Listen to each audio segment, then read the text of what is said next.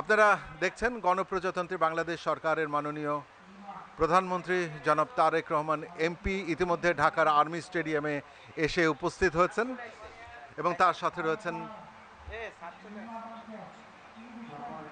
জনাব মোহাম্মদ আমিনুল হক মাননীয় প্রতিমন্ত্রী যুব ও ক্রীড়া জন কুমিল্লা বিভাগ থেকে 10,310 জন, রংপুর বিভাগ থেকে আপনারা দেখছেন গণপ্রজাতন্ত্রী বাংলাদেশ সরকারের মাননীয় প্রধানমন্ত্রী জনাব তারেক রহমান এমপি, তিনি হাত নেড়ে নবীন প্রজন্মকে অভিবাদন জানাচ্ছেন। সাথে রয়েছেন স্পোর্টস মাননীয় মন্ত্রী, মাননীয় স্বরাষ্ট্রমন্ত্রী। কাজেই আপনারা দেখতেই পাচ্ছেন দর্শকদের উন্মাদনা। আমরা নূতন আমরা করি নিখিল বন নন্দনে, ওষ্ঠে রাঙা হাসির রেখা জীবন জাগে স্পন্দনে। লক্ষ্য আশা অন্তরে ঘুমিয়ে আছে মন্তরে, ঘুমিয়ে আছে বুকের ভাষা পাপড়ি পাতার বন্ধনে। সকল কাটা ধন্য করে ফুটব মোরা ফুটব গো, অরুণ রবির সোনার আলো দুহাত দিয়ে লুটব গো। নিত্য নবীন গৌরবে ছড়িয়ে দিব সৌরভে, আকাশ পানে তুলব মাথা সকল বাঁধন টুটব গো। সাগর জলে পান তুলে দে কেউ বা হবে নিরুদ্দেশ, কলম্বাসের মতোই বা কেউ পৌঁছে যাব নতুন দেশ। 2026 থেকে 31শে আগস্ট 2026-এর মধ্যে এই রেজিস্ট্রেশন কার্যক্রমে অংশগ্রহণ করতে হবে। কাজেই নতুন জাগরণ, নতুন স্পন্দনের শরিক হবার লক্ষ্যে যুব এবং ক্রীড়া মন্ত্রণালয় যে কার্যক্রম ক্রীড়া পরিদপ্তর হাতে নিয়েছে, এটিকে সফল করতে হলে, বাংলাদেশের ক্রীড়াঙ্গনকে বিশ্ব ক্রীড়াঙ্গনে সুপ্রতিষ্ঠিত করতে হলে অবশ্যই এই প্রতিভা অন্বেষণ কার্যক্রম ভূমিকা রাখবেই।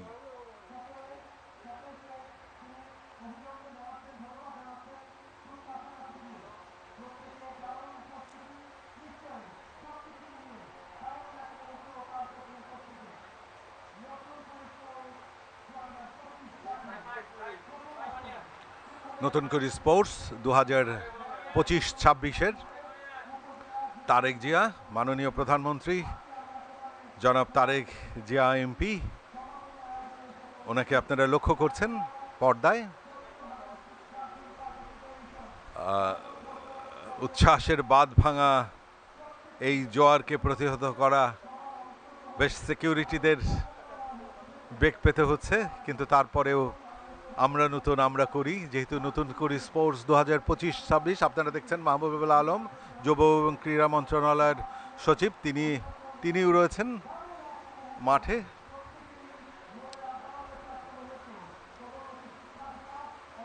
এবং ওনাকে হাত নেড়ে অভিবাদন জানাচ্ছেন ঢাকার আর্মি স্টেডিয়ামে আসা দর্শকেরা, অনেক স্কুলের খেলোয়াড়েরা, ছাত্রছাত্রীরা আজকের এই ঢাকার আর্মি স্টেডিয়ামে এসে উপস্থিত হয়েছেন।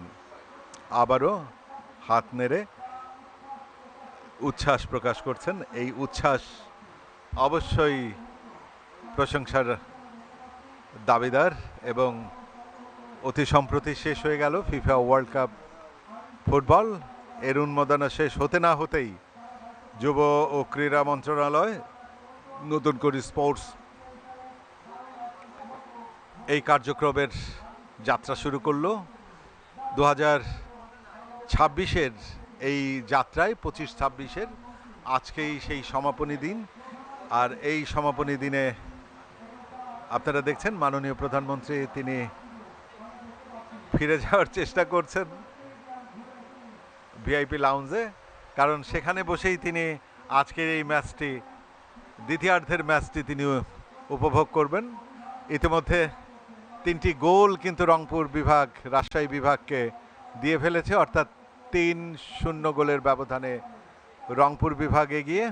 সাবেক ফুটবলার মাননীয় প্রতিমন্ত্রী যুব ও ক্রীড়া মন্ত্রণালয় এবং বাংলাদেশের অত্যন্ত বিচক্ষণ গোলকিপার। আমরা যখন ফুটবলের বিভিন্ন ধারাভাষ্য যখন দিচ্ছিলাম, আমরা দেখেছি তিনি যখন আন্তর্জাতিক কোনো ম্যাচ খেলেছেন তার ক্ষিপ্রতা, তার বলিষ্ঠ সিদ্ধান্ত।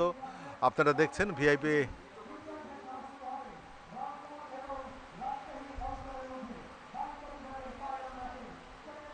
ভিআইপি বক্সের অনেক উপস্থিতি, তারা দাঁড়িয়ে মাননীয় প্রধানমন্ত্রীকে সম্মান জানাচ্ছেন এবং ভিআইপি বক্সে মাননীয় প্রধানমন্ত্রী তিনি প্রবেশ করার চেষ্টা করছেন এবং বসে দ্বিতীয়ার্ধের খেলা তিনি আমির খসরু মাহমুদ আমরা লক্ষ্য করলাম।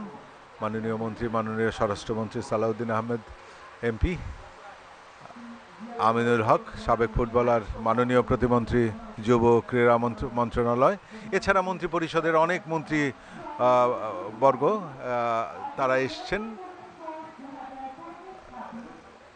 আমরা লক্ষ্য করছি ভিআইপি লাউঞ্জে মাননীয় প্রধানমন্ত্রী এই দ্বিতীয়ার্ধের খেলা উপভোগ করবেন।